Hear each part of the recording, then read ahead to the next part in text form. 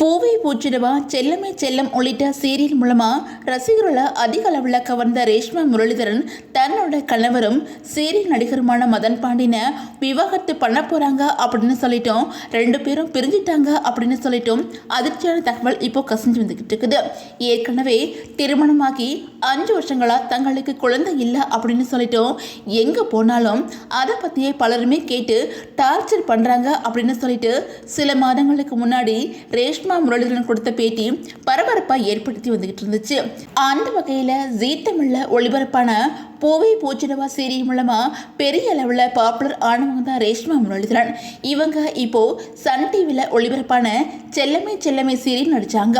இவங்களுக்கும் நடிகர் மதன் பாண்டியனுக்கும் 2021 திருமணம் நடந்துச்சு. அந்த வகையில் சிலர் என்ன கேட்குற கேள்வி என்ன அதிகமாக காயப்படுத்துது அப்படின்னு சொல்லிட்டு ரேஷ்மா ஒரு பேட்டியிலுமே பேசியிருந்தாங்க.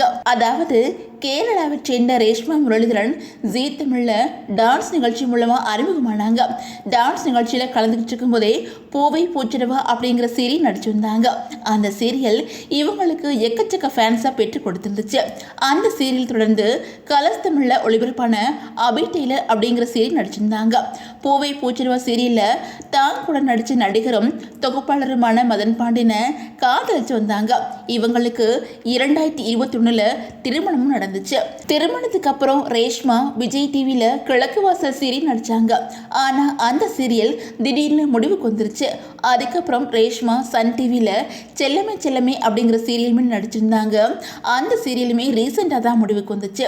இந்த நிலையில ரீசெண்டாக கொடுத்த ஒரு பேட்டியில் அவங்க என்ன சொல்லியிருக்கிறாங்க அப்படின்னா, சீரியலில் நடிக்க போகிற இடங்கள் எல்லாத்துலேயுமே கர்ப்பமாகிற எண்ணம் உங்களுக்கு இருக்குதா அப்படின்னு கேட்டே வாய்ப்பு கொடுக்கறது எனக்கு ரொம்பவே மன கஷ்டத்தை ஏற்படுத்துது அப்படின்னு சொல்லிட்டோம். திருமணமாகி 5 வருஷங்கள் ஆகுது, இன்னமும் குழந்தை பெத்துக்கலையா அப்படின்னு கேட்கறது ரொம்பவே மன உளைச்சலை ஏற்படுத்துது அப்படின்னு சொல்லியிருந்தாங்க.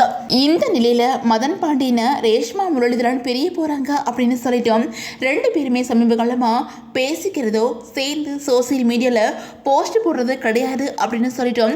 ஒரு நியூஸ் சோசியல் மீடியால வைரல் ஆகி வந்துகிட்டு இருக்குது. ஆனா இதை பத்தி இன்னமும் ரேஷ்மா முரளிதரனும் மதன் பாண்டியனும் எந்த ஒரு அறிவிப்பை வெளியிடல அப்படிங்கிறதும் குறிப்பிடத்தக்கது.